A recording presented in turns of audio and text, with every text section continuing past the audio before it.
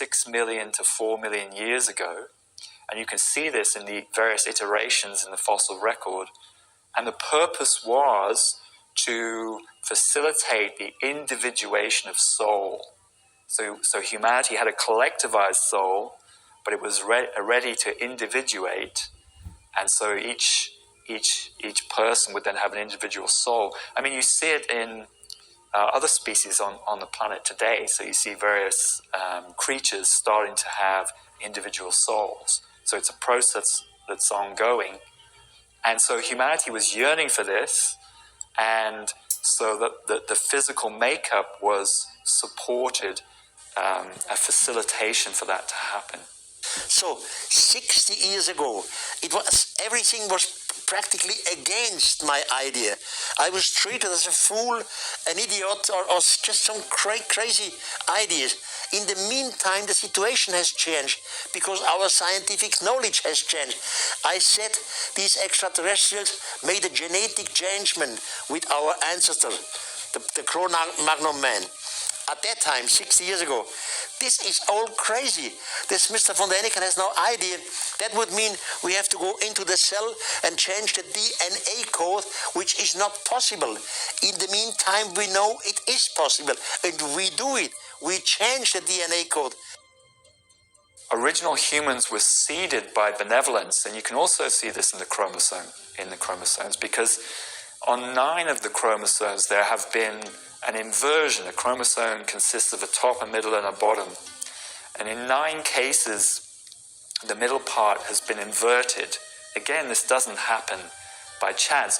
Maybe 1 inversion, but all humans have all 9 inversions, and you don't see humans with the previous configurations, which suggests they came in pretty much all at once.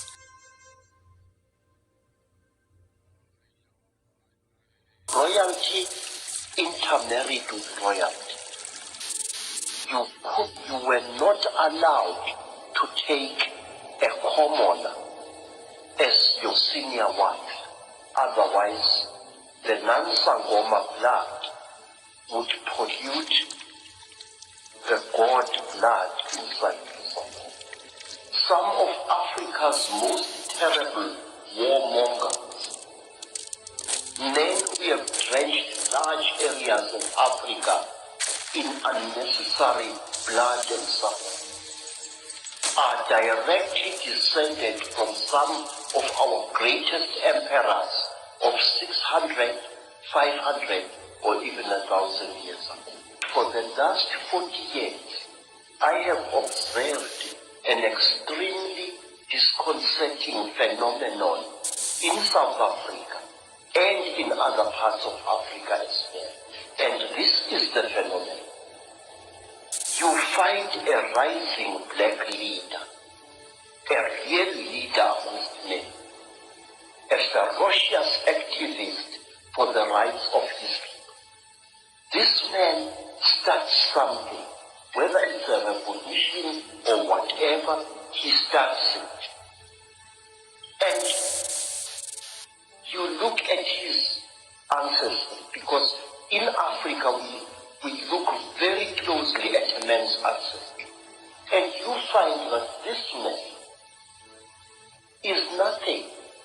Although he is doing such great deeds, he is actually a descendant of very peasant people.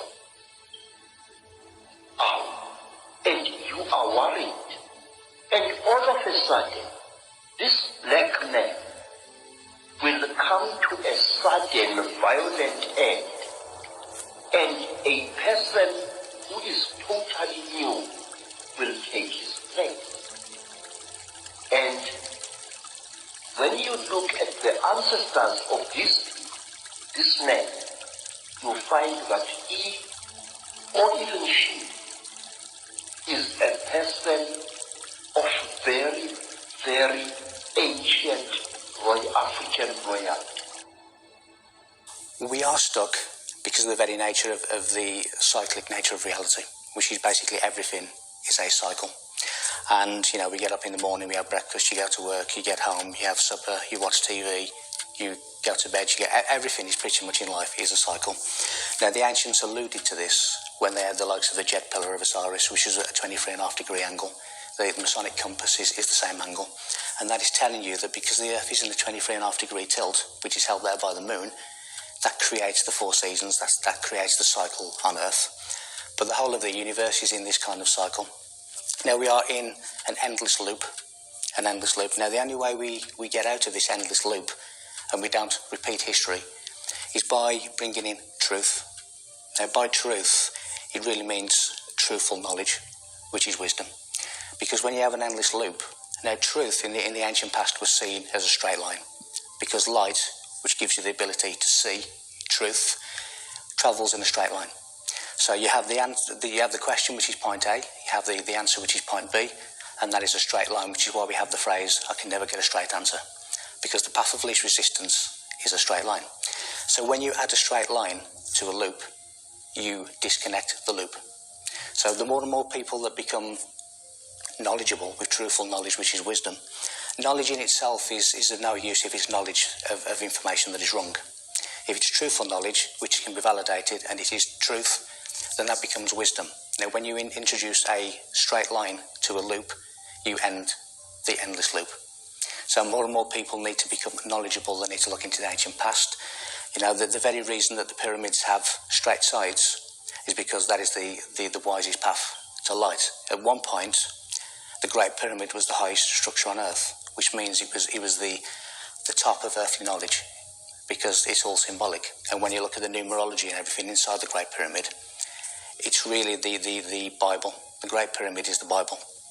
The Giza Plateau is the original Bible, which was taken by the Hebrews, which was then stolen by the church and gives us what we have now as the Abrahamic religions. So all of these ancient ancestors of ours were telling us they were sending knowledge through the waters of time, guided by the stars, which was Noah's Ark, the arcane knowledge, which is the Great Pyramid. And that was timed to be re-emerged now. So we are stuck in a loop, but there is hope. There is an ancient knowledge that is now in the 17th 360 cycle, which is now. This knowledge will be re-emerged. Intervention is nothing new, you know. It's new to Homo sapiens, new to humanity, but it's nothing new. It's been going on in the cosmos and different solar systems for considerable time. You know, that there are beings, there are extraterrestrials who have the capacity to change genetics. And if we question, well, you know, where is the technology that supports this viewpoint? Well, there are Russian scientists right now amongst us who are changing the embryo of a salamander into that of a frog simply by firing laser light at the embryo. You can do it with sound, and of course you can do it with viruses. That's how genetics are changed. So this is nothing new. It's been ongoing, and this is one process in a long ongoing process in our galaxy. And there is an emergence process from it, absolutely there is, and we are going to witness, we will have a front row seat in that emergence which is starting to take place right now.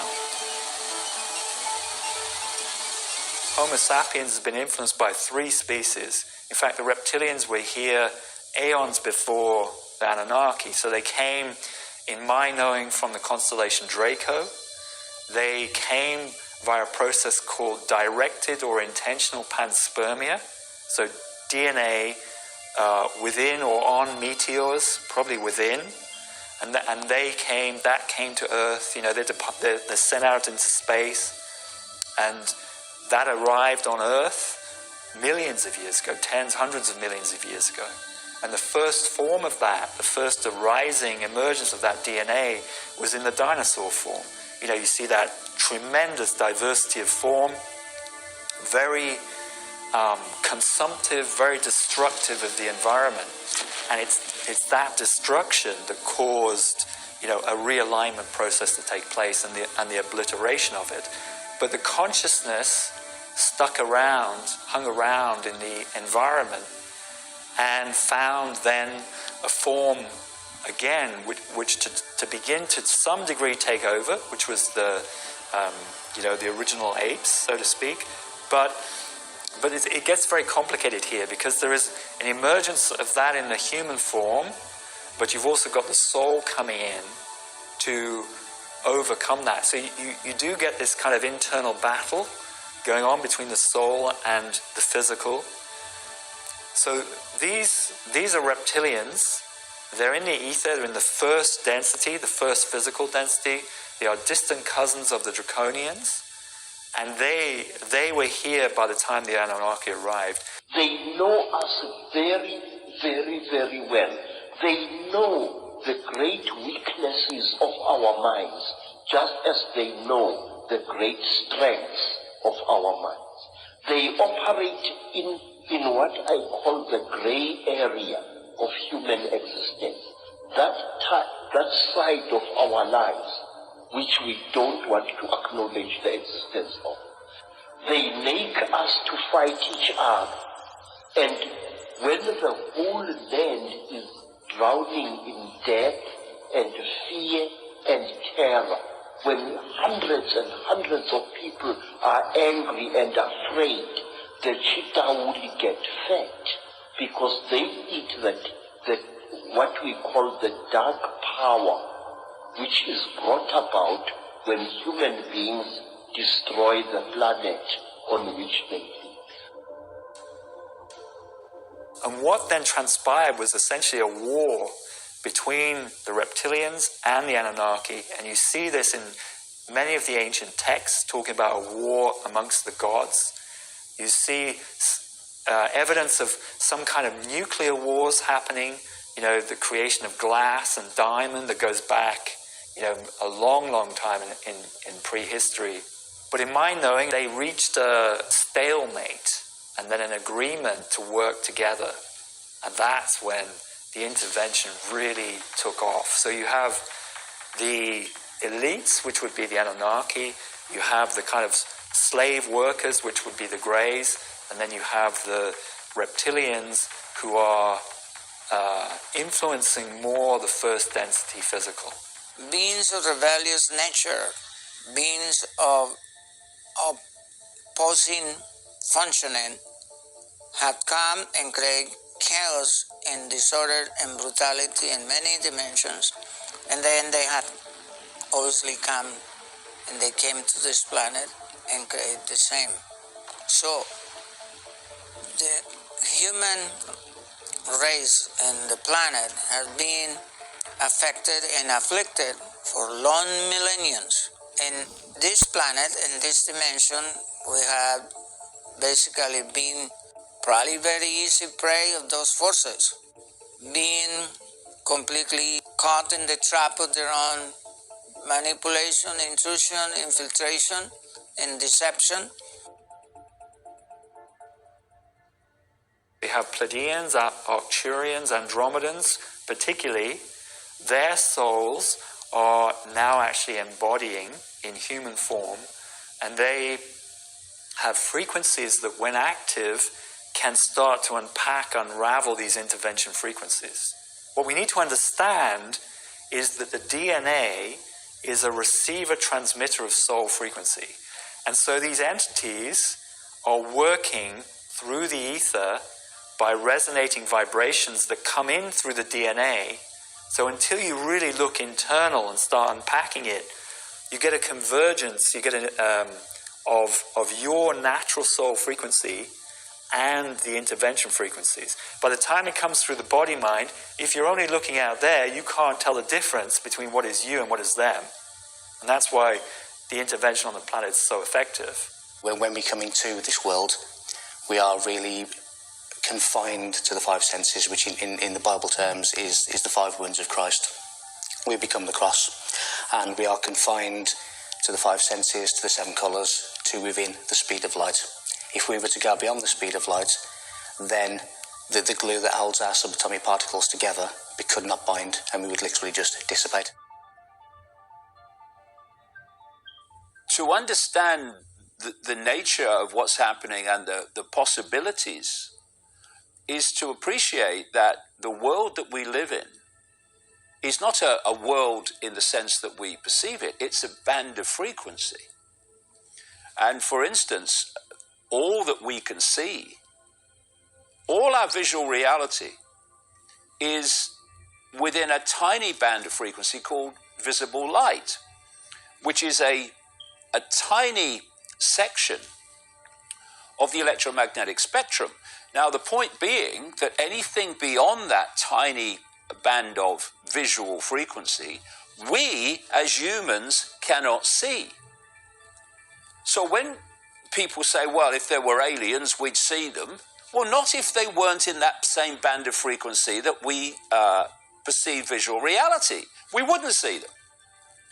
And if they came into our frequency, say in a spaceship or whatever, if they entered our frequency, then to the observer, they would appear out of nowhere. Well, when you have a thought and you think something into creation, we was basically a zero dimension. We were part of a undivided mind. So, in other words, before anything is created, you have to first think. You have to think about it. So really, the universe was a thought, initially a thought, and that thought became this manifestation. For nothing to become something, there has to be duality. Hence the reason the number one is the polar opposite of zero. So we had to have duality in order for a dynamic stability of the universe. Now, by dynamic stability just means that all of the chopping and changing and the changing of particles, because each and every particle in existence lives in a state of superposition. Superposition means multiple states at once, and it can choose which state it wishes to be. It can be a wave, it can be a particle, which is physical. It can choose, and it can also decide to be multiple states at once, but we only ever see one state. It's almost like getting the dice in your hand, and at that moment the dice is in your hand, there are 6 probable outcomes. When you roll that dice, and the number 5, for argument's sake, appears, there is now only one probable outcome. All the others are improbable, because you now have the manifestation, which is that one number. So the whole of this came from a thought, came from someone's mind, a mathematical mind, and we were programmed into existence. And the dynamic stability of constant chop and change requires duality. It requires lower vibration, it requires higher vibration, and that lower vibration can jump its pitch to match the higher vibration. So we came from a mathematical supreme mind. Where the star souls are concerned, they're older souls. They are more aware. They're more aware of the intervention. And once their energy becomes active, it starts breaking out the intervention frequencies and pushing it out. And so then you have a soul which is embodied, integrated, resonating these vibrations, and that starts to bring the soul awake in other people.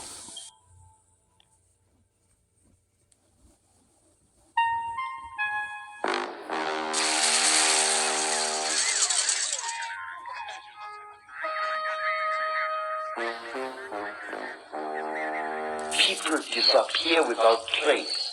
Sometimes a person would disappear for several days and reappear a few days later, not knowing where he had been or where she had been. And white people have disappeared there. Black people in their thousands have disappeared there. It was there that I also went missing for 4 days in 1959 in one of the most traumatic experiences of my life. There is more, because I still want to know what was done to me. I would like to tell you that since that time, I have found that I know things that a man of my standard of education shouldn't know. These hands, and those who know me can confirm, these hands not only have made these sculptures using ancient African metal casting technique, these hands believe it or not, can make guns and working jet engines. I know things which I shouldn't know, and it started at that time.